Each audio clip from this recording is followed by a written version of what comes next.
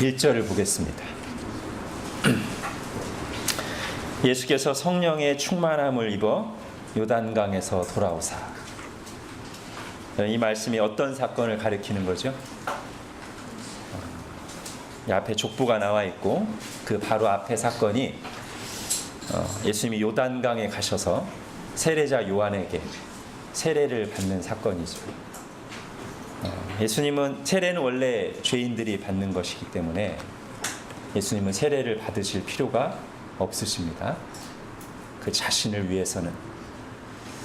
그럼에도 불구하고 세례를 받으신 이유는 이제 이 세례를 받으심을 통해서 이후에 예수님이 당하실 모든 고난과 심판은 그를 믿는 우리가 고난받고 심판받은 것으로 여겨지고, 예수님이 하나님으로부터 받은 의와 생명은 이제 예수님과 연합된 우리에게 주어지는 것이 되는 것입니다. 예수님께서 그렇게 요한에게 세례를 받으실 때 성령님이 예수님 위에 임하셨습니다. 그래서 오늘 이 1절을 시작하는 예수께서 성령의 충만함을 입어 요단강에서 돌아오사, 이것은 예수님이 세례와 성령을 받으신 사건을 요약하는 것이면서, 이제 오늘 우리가 읽은 이 본문이 바로 그 세례 직후에 일어난 일이라는 것을 우리에게 보여줍니다. 자, 예수님이 세례 받으신 직후에 일어난 일이 뭐죠? 그 다음에 광야에서 40일 동안 성령에게 이끌리시며 마귀에게 시험을 받으시더라. 여러분, 이 구절이 어떻습니까? 성령에게 이끌리시며 마귀에게 시험을 받으시더라. 신비한 구절입니다. 성령에게 이끌리는 일과 마귀에게 시험을 받는 일이 지금 함께 일어나고 있습니다. 여러분, 성령님과 마귀는 완전히 대척점에 있죠? 즉, 성령이 하시는 일의 목적과 마귀가 하려는 일의 목적이 정반대란 말이에요. 자, 그 차이를 잘 드러내주는 구절 중에 하나가 예수님께서 하신 말씀인데, 도둑이 오는 것은 도둑질하고 죽이고 멸망시키려는 것뿐이요, 내가 온 것은 양으로 생명을 얻게 하고 더 풍성히 얻게 하려는 것이다. 이 말씀은 마귀 또는 마귀의 일꾼들과 예수님이 하시는 목적, 일의 목적이 얼마나 다른지 분명하게 보여주는 말씀이죠. 그렇기 때문에 성령에게 이끌리고 있다면 마귀에게 시험받는 일은 없어야 될 것 같은데, 오늘 본문은 분명히 말하기를 성령에게 이끌리시며 마귀에게 시험을 받으시더라, 이렇게 나옵니다. 여러분, 왜 이런 일이 일어날까요? 성령의 목적, 즉 하나님의 목적이 성취되는 과정이 이렇게 간다면, 그거와 정반대되는 마귀가 자신의 목적을 이루려고 하는 과정, 그거 뭐 뻔하죠. 하나님의 목적을 방해하는 거고 끊어놓으려는 건데, 그 서로 다른 목적이 진행되는 과정에서 만나는 지점이 있습니다. 그리고 이렇게 만나는 지점에서 일어나는 일은 결국 뭐냐면, 그 순간은 마귀조차도 하나님의 뜻을 이루는 도구로 사용되는 것입니다. 예수님의 십자가를 한번 생각해 보죠. 그 십자가 사건이야말로 하나님의 목적, 즉 하나님의 구원 계획과 그것을 실패하게 만들려는 사단의 계획이 드라마틱하게 만나는 지점이라고 할 수 있죠. 마귀는 하나님의 뜻을 방해하려고, 막으려고, 실패하게 하려고, 끝내려고 하려고 일하고 있습니다. 그래서 종교 지도자들과 로마 총독의 손에 예수님이 죽게 된다면 하나님의 뜻이 실패할 것이라고 생각하는 거죠. 마치 교회를 박해해서 감옥에 가두고 위협하고 죽이면 만민 구원 역사를 이루시려는 하나님의 계획이 실패할 거라고 생각하고 마귀가 끊임없이 교회를 박해하는 것과 비슷하죠. 그러나 하나님의 계획은 실패하지 않죠. 오히려 그걸 통해서 그 순교의 피가 교회의 씨앗으로 사용되게끔 교회 역사 속에서 이끌어 오셨는데, 마찬가지로 예수님을 로마 총독, 종교 지도자들의 손에 비참하게 죽게 하면 예수님을 따르던 사람들이 다 흩어지고 하나님의 계획이 실패할 것이라고 생각해서 마귀가 가룟 유다 속에 들어가서 예수님을 팔게 하고 종교 지도자들의 악한 마음을 격동시켜서 그런 일을 추진하게 했지만, 하나님의 계획은 또 뭐냐면 예수님을 죽게 해서 우리 대신 십자가 달려 죽게 하셔서 우리를 위한 구원의 일을 성취하시는 거였단 말이죠. 그래서 십자가에서 마귀의 일과 하나님의 일이 만나는 지점이 되었고, 아까 말씀드렸듯이 이 순간은 마귀의 하는 일조차도 하나님의 큰 뜻을 이루는데 쓰임받는 하나의 과정, 도구가 되었다는 것입니다. 비유컨대 마귀가 방해 공작을 하려고 열심히 발을 뻗었는데 자살골을 넣어서 하나님의 뜻을 이루는데 쓰임받는 꼴이 되었다, 이렇게 말할 수 있는 것입니다. 오늘 본문도 그렇게 볼 수 있죠.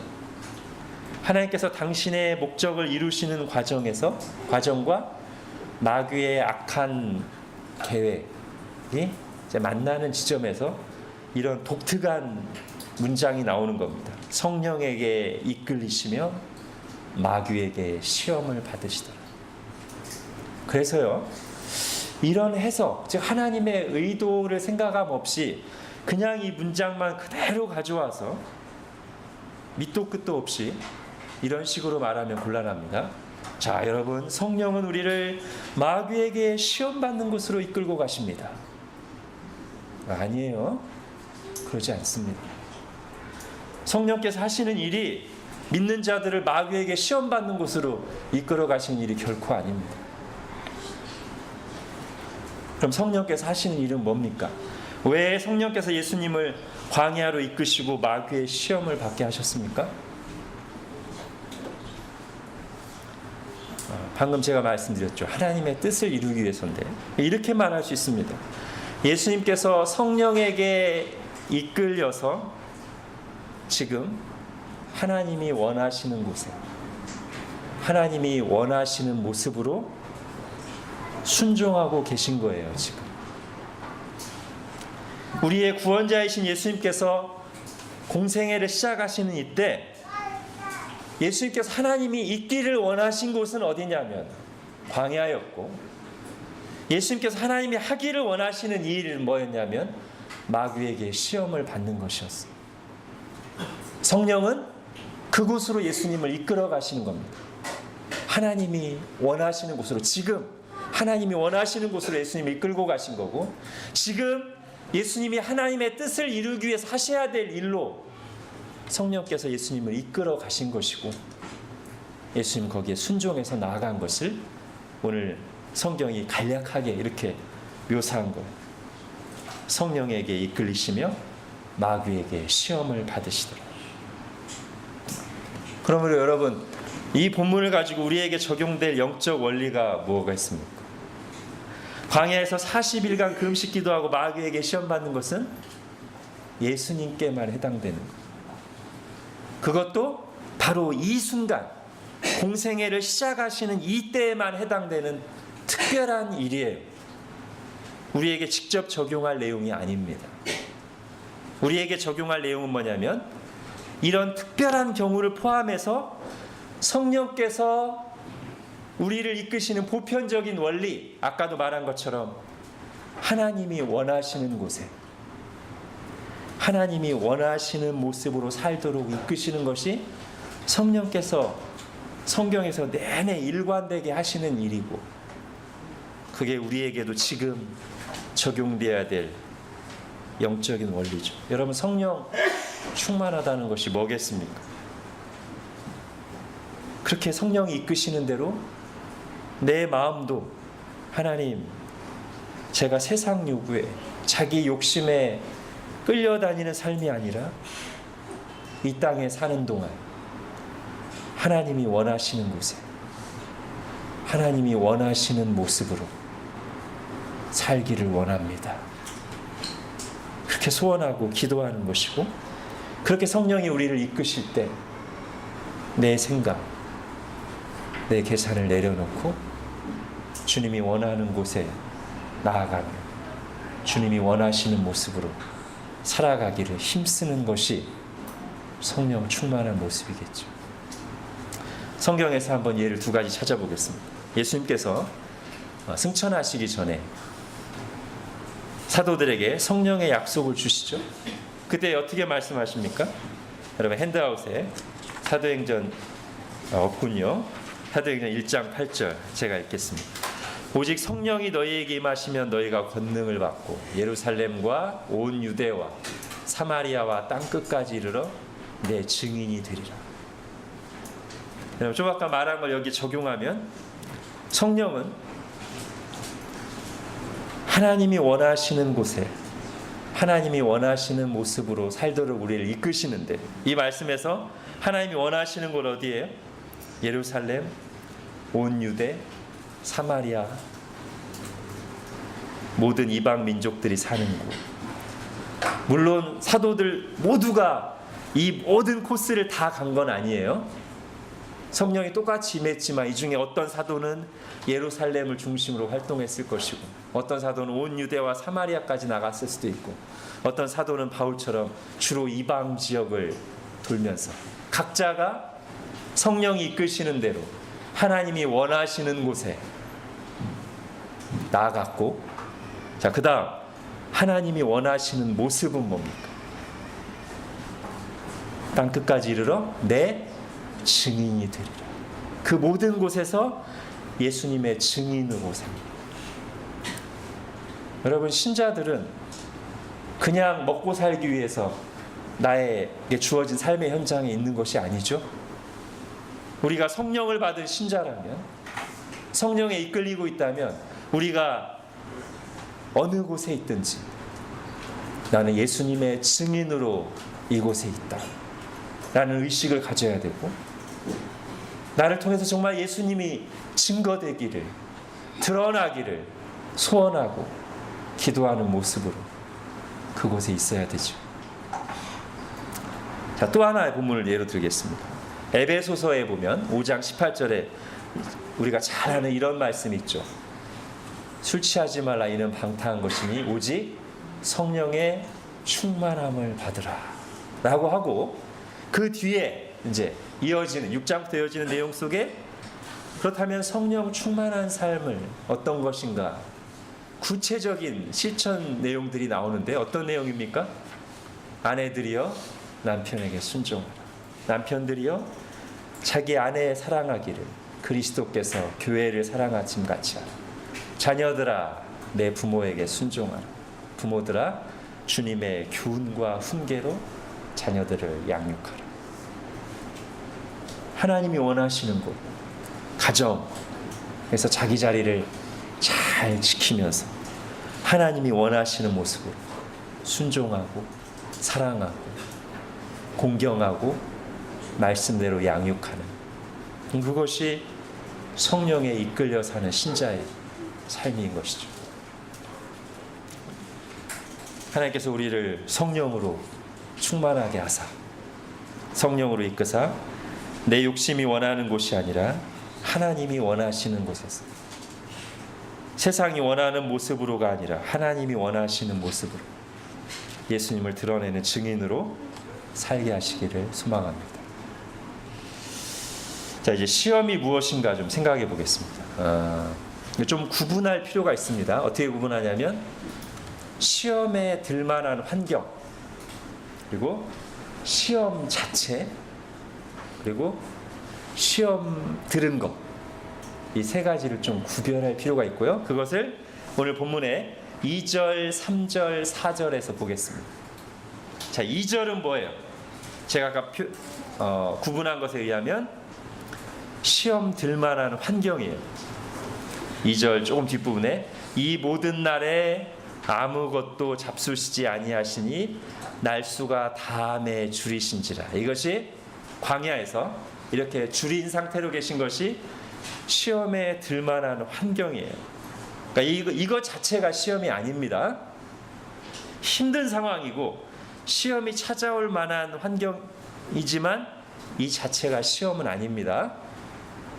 자, 3절이 시험이에요. 마귀가 이르되 네가 하나님의 아들이거든 이 돌들에게 명하여 떡이 되게 하라. 즉 시험에 들만한 환경을 틈타고 들어와서 교묘하게 마음을 흔들고 유혹해서 하나님의 뜻과 멀어지도록, 하나님과의 관계를 깨트리도록 유혹하는 이 마귀의 역사가 시험입니다. 자, 4절은요 예수님의 반응인데, 예수님이 시험에 들었습니까? 안 들었습니까? 네, 안 들었죠. 만일 3절에 나오는 마귀의 그럴듯한 말에 속아서 인간적인 생각을 하면서 아멘 하고 마귀의 말대로 했다면 시험에 든 거예요. 그러니까 3절이 시험이고 4절은 그 반응으로 시험에 들 수도 있고 안 들 수도 있는데, 예수님 지금 시험에 안 든 거예요. 시험을 말씀으로 물리치시고 이기셨습니다. 자, 그래서 여기서 우리가 세 가지를 좀 정리하고 가겠습니다. 첫째는 환경 자체는 시험이 아니다. 즉 시험 들 만한 상황, 그것이 나의 어떤 고난을 통해서 오든 교회 안에 어려운 일을 통해서 오든 나의 마음을 찌르는 사람의 말이든 간에 어떤 환경 자체가 시험은 아니에요. 환경과 시험 자체를 구별해야 돼요. 예를 들면 이런 겁니다. 컴퓨터에 백신이 깔려있지 않은 상태, 이거는 바이러스에 감염될 확률이 상당히 높은 환경이지만 아직 바이러스가 들어온 게 아니라면 시험 든 건 아니에요. 시험 들기 쉬운 상황인 거지 시험 든 건 아니에요. 그래서 이때는 비록 위태위태하긴 하지만 컴퓨터는 정상으로 작동하죠. 바이러스가 들어왔을 때 비로소 감염된 거, 그러니까 시험에 든 거예요. 그때는 정상적인 작동이 안 돼요. 영적으로 무기력해, 오작동이 일어나요. 이전과 다르게 반응해. 하나님의 말씀과 사람들에게 영적으로 피폐해져. 자, 이것을 구분하는 이유는 환경이 중요하지 않다는 말을 하려는 게 아닙니다.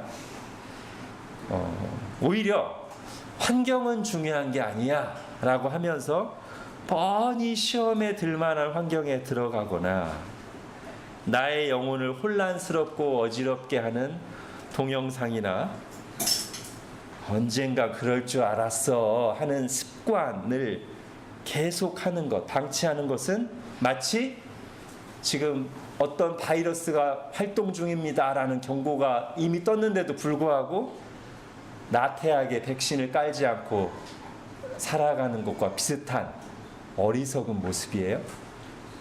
환경을 너무 우습게 여기는 것은 어리석은 모습입니다. 자, 그럼에도 불구하고 제가 시험 들 만한 환경과 시험 자체를 구분하는 이유는 힘든 환경 속에서도 경건하게 살아가면서 오히려 더 하나님의 이름을 그 고난 속에서 찬란하게 드러내는 사람들이 있죠. 성경에서 보자면 다니엘, 요셉, 다윗 같은 경우일 테고, 우리의 지금 현대, 우리가 같은 동시대 사람 중에서는 불의의 사고를 당해 온몸에 화상을 입었지만 하나님의 은혜를 오히려 간증하고 다니는 이지선 씨라든지, 태어날 때부터 손과 발이 다 없었지만 아주 밝게 하나님을 찬양하면서 하나님의 이름을 증거하는 닉 부이치치 같은 사람들이 여기에 해당되겠죠. 그래서 자칫 환경과 시험을 혼동해서 어려운 환경에서는 원망과 불평으로 반응하는 것을 당연하게 여기며 환경에 끌려다니는 삶을 살지 않도록 하기 위해서 제가 지금 구분하는 거예요. 환경 자체가 시험은 아니고 환경이 어렵다고 해서 당연히 원망하고 불평하는 것이 자연스러운 것이 아니란 말이에요. 정말 잘못된 환경이라면 떠나든지, 아니면 내가 피할 수 없는 것이라면 감당할 힘을 달라고, 내게 능력 주시는 자 안에서 모든 것을 할 수 있는 이라는 말씀을 붙잡고 기도하면서 나가야 되지, 마치 환경 자체가 내가 시험에 들 수밖에 없는 것처럼 여기지 않게 하기 위해서 제가 지금 구분하는 거예요. 두 번째, 그럼 시험 자체는 뭐냐?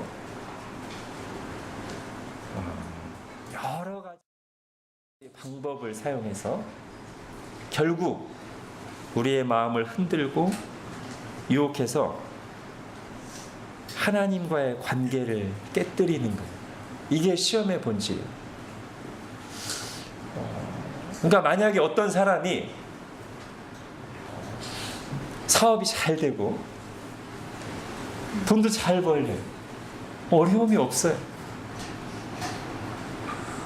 그런데 사업이 너무 잘 돼서 주일날도 돈 벌러 다니고 사람들과 볼 때 아무 문제도 없어요. 이 상태가 시험 든 상태. 겉으로 볼 때는 아무 자기도 어려워하지 않고 주변에서도 그 사람 아주 쿨하게 잘 살고 있어요. 그러나 그 환경을 마귀가 사용해서 그의 마음의 욕심을 부추겨서 결국 하나님과의 관계를 깨뜨렸기 때문에 마귀가 성공한 거예요. 시험에 든 거예요. 여러분, 시험의 본질은 내 마음이 얼마나 힘들고 안 힘드냐가 본질이 아니고요, 하나님과의 관계가 깨지느냐 아니냐, 이거예요. 마귀는 그 일을 하려는 거예요. 그래서 소극적으로는 하나님께 무관심하게, 말씀에 마음이 닫히게 살아가는 모습으로 나타날 것이고, 적극적으로는 하나님과 또는 하나님과 관계된 것, 즉 말씀, 교회, 경건한 삶에 대해서 반발심이 일어나요. 공격하는 것. 자, 이제 세 번째, 결국 시험은 누구에게나 찾아올 수 있어요. 찾아와요. 그러나 시험에 드는가 아니면 시험을 물리치고 하나님을 붙드는가 하는 것은 내가 어떻게 반응하느냐에 따라 달려있어요. 즉, 나에게 시험이 찾아오는 것은 내가 선택할 수 없지만 시험에 들 건가 말 건가는 내가 선택하는 거죠. 특히 이 대목에서 여러분 명심할 게 있습니다. 시험은 하나님으로부터 오는 것이 아니라는 점입니다. 이게 아주 중요합니다. 좀 구체적으로 하나님으로부터 멀어지게 하는, 교회로부터 멀어지게 하는, 말씀으로부터 멀어지게 하는 시험은 하나님으로부터 오는 게 아닙니다. 이걸 분명히 해야 돼요. 마귀로부터 오는 것이고 거기에 동조하거나 휘둘리는 나의 죄성에서 비롯되는 것이지 하나님으로부터 오는 게 아니에요. 이걸 분명히 해야 시험이 올 때 그 시험을 분별하고, 아, 이러면 안 되지, 내가 여기에 넘어가면 안 되지 하면서 책임 있게 싸울 수 있어요. 아, 하나님이 나를 또 시험하시네. 여러분, 이런 생각을 하는 사람들은 시험에 넘어지기가 참 쉽습니다. 벌써 반쯤 시험에 넘어간 거예요. 이런 말, 이런 생각을 하는 사람. 아, 하나님이 나 또 시험 들게 하시고. 이 말 자체가 벌써 반은 시험에 넘어간 거예요. 왜죠? 여러분, 시험이 찾아올 때 그 어느 때보다도 정말 긴장하고 하나님을 의지하고 붙들어야 되는데, 이 잘못된 생각은 하나님을 탓을 하고 오히려 하나님과 멀어지게 만들어요. 아, 하나님이 날 또 시험 들게 하시고. 여러분 기억하십시오. 어떤 경우에도 시험은 하나님으로부터 오는 것이 아닙니다. 야고보서 1장 보겠습니다. 같이 읽겠습니다. 시작. 사람이 시험을 받을 때 내가 하나님께 시험을 받는다 하지 말지니 하나님은 악에게 시험을 받지도 아니하시고 친히 아무도 시험하지 아니하시느니라. 오직 각 사람이 시험을 받는 것은 자기 욕심에 끌려 미혹됨이니 욕심이 잉태한즉 죄를 낳고 죄가 장성한즉 사망을 낳느니라. 아멘.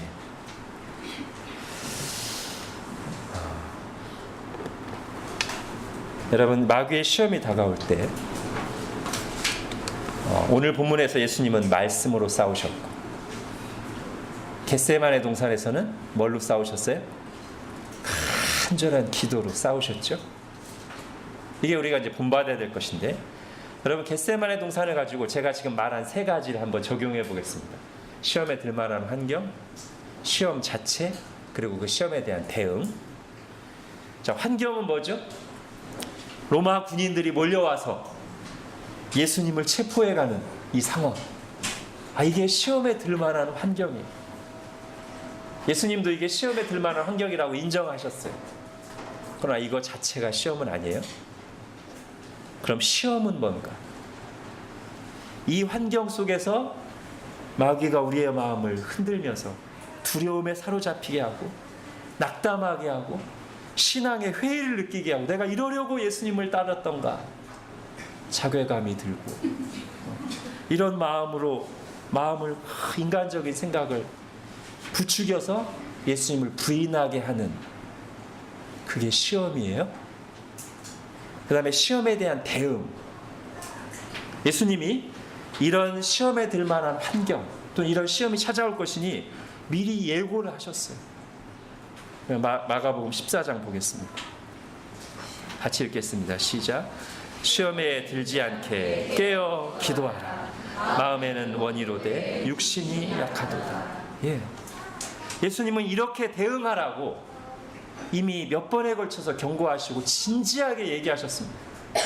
너희들의 마음은 나를 따르고자 하지만 그것이 너희의 원이지만 육신이 약해서 너희의 힘만으로는 너희의 진심만 장담하다가는 시험이 닥쳐올 때 이겨낼 수 없으니 시험에 들지 않게 깨어 기도하라. 이랬는데 이들이 기도해야 될 때, 싸워야 될 때 쿨쿨 자다가 쿨하게 시험에 넘어갔습니다. 여러분 기억하십시오. 우리를 하나님으로부터, 말씀으로부터, 교회로부터 멀어지게 하는 시험은 하나님으로부터 오는 것이 아닙니다. 그러므로 우리가 어쩔 수 없다고 받아들이거나 아멘으로 받으면 안 되고요.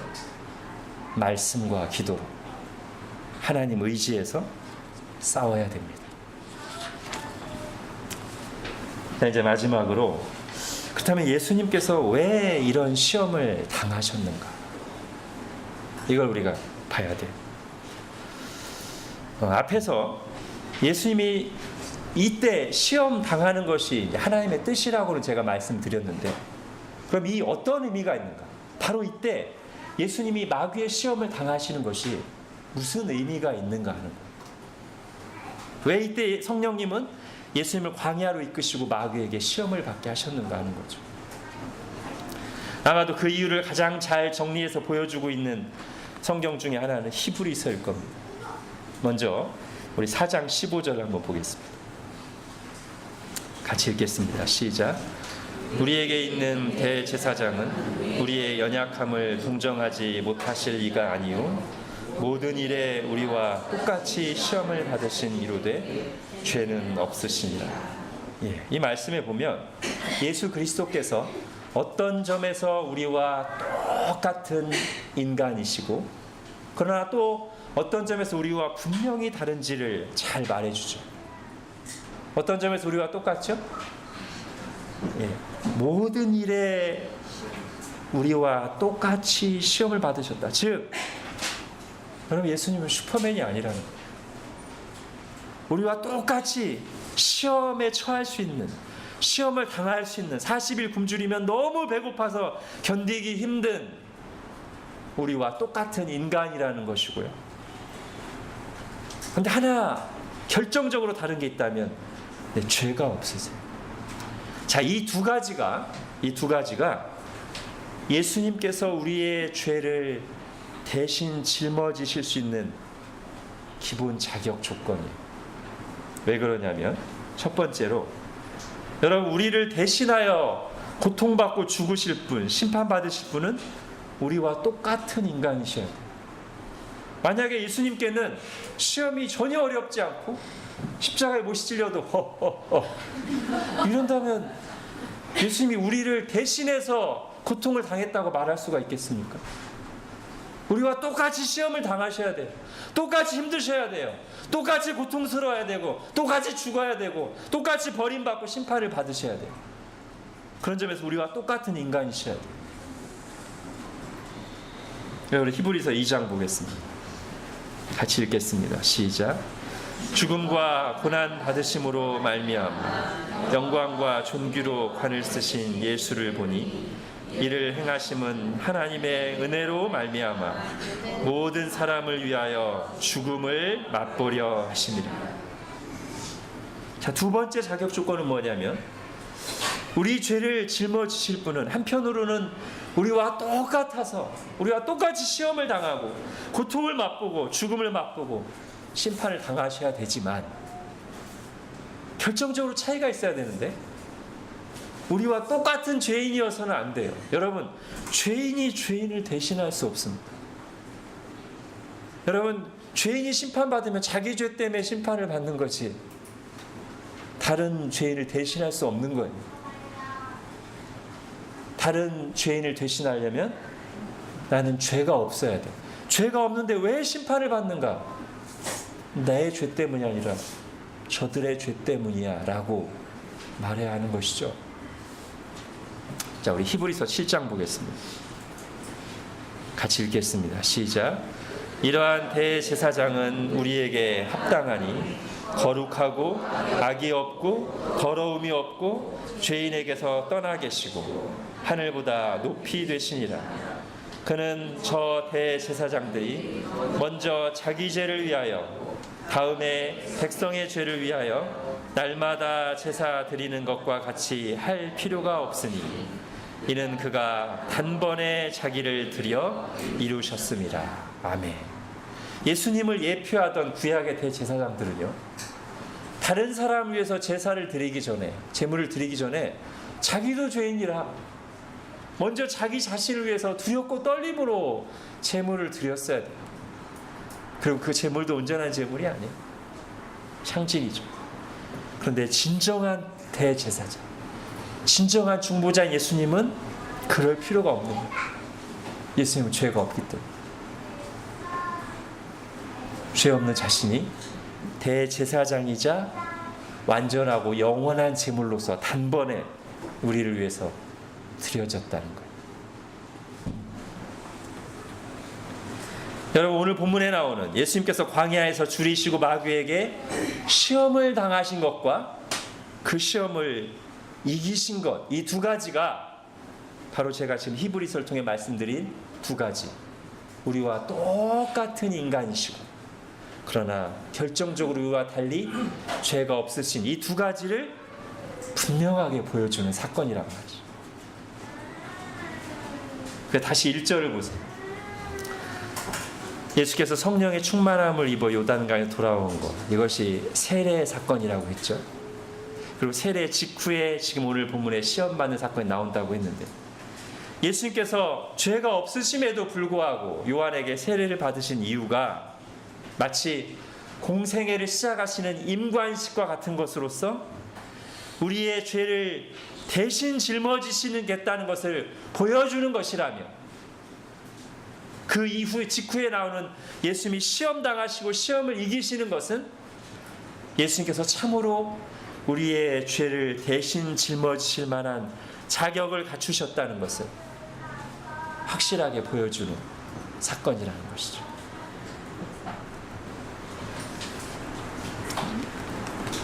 자, 그런데 히브리서 4장 15절 말씀은 예수님께서 이렇게 우리의 죄를 짊어지시기에 합당하신 분이라는 것을 말하고 있는 이 구절에서 예수님이 시험당하신 일이 우리에게 주는 실천적 유익을 하나 덧붙이고 있어요. 자, 히브리서 4장 15절 다시 한번 읽겠습니다. 시작. 우리에게 있는 대제사장은 우리의 연약함을 동정하지 못하실 이가 아니요 모든 일에 우리와 똑같이 시험을 받으신 이로되 죄는 없으시니라. 아멘. 예, 제가 지금까지 말씀드린 건 뭐냐면 이 뒷부분에 나온 거, 우리와 똑같이 시험을 받으신 우리와 똑같은 인간이고, 그러나 그 시험을 이겨내신 죄가 없으신 분이라는 사실이 우리의 죄를 대신 짊어지기에 충분한 자격 조건을 가지신 분이라는 것을 보여주는 것인데, 그런데 그것을 잘 드러내주는 예수님의 시험당하심, 고난당하심이 우리에게 주는 또 하나의 유익이 있는데, 그것은 뭐냐면 그분이 우리와 똑같은 인간이 되셔서 우리가 겪어야 될 모든 시험을 우리와 똑같이 겪으시고 고난을 당하셨기 때문에 우리의 연약함을, 우리가 시험당할 때, 우리의 고난당할 때, 그때 우리가 겪는 고통과 갈등과 어려움을 경험적으로 아시고 누구보다도 잘 이해하신다는 거죠. 즉 예수 그리스도는 우리의 죄를 대신 짊어지신 구주로서 우리를 구원하시는 분일 뿐만 아니라 고난 중에 있는 당신의 자녀들을 누구보다도 잘 이해하시고 도우실 수 있는 분이라고, 우리가 시험당하신 예수님을 바라볼 때 바로 예수님을 그런 분으로서 우리가 바라보면서 위로를 얻고 그분께 우리의 마음을 있는 그대로 쏟아놓으며 도움을 구할 수 있는 분이라 지금 히브리서 기자가 말하고 있는 것입니다. 그러므로 우리 히브리서 4장 16절 같이 읽고 마치도록 하겠습니다. 시작. 그러므로 우리는 긍휼하심을 받고 때를 따라 돕는 은혜를 얻기 위하여 은혜의 보좌 앞에 담대히 나아갈 것입니다. 아멘. 기도하겠습니다. 하나님 아버지, 예수 그리스도께서 세례를 받으시고 또 성령에 이끌려 마귀에게 시험을 당하시고 이기신 것은 예수님 이 죄가 있어서도 아니요, 예수님 자신을 위해서도 아니요, 하나님의 뜻을 이루기 위해서, 우리를 구원하시기 위해서 하신 것임을 오늘 다시 들었습니다. 우리의 죄 문제를 우리가 어디에 가서 누구에게서 해결할 수 있겠습니까? 바로 나를 위해서 사람으로 오시고 세례를 받으시고 시험을 당하시고 마침내 십자가에 달려 죽으시고 부활하신 예수 그리스도를 믿고 그 주님 앞에 우리의 모든 죄를 내려놓게 하시고, 또한 우리가 그렇게 믿는 자로서 눈물 골짜기 같은 이 세상을 걸어가는 동안, 광야를 걷는 동안 당하는 모든 시험과 고난의 순간에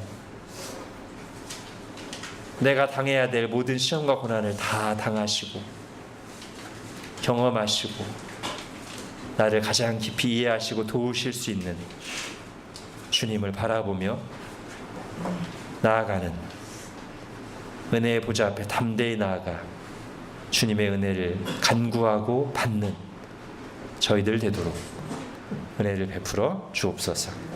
예수님의 이름으로 기도합니다. 아멘.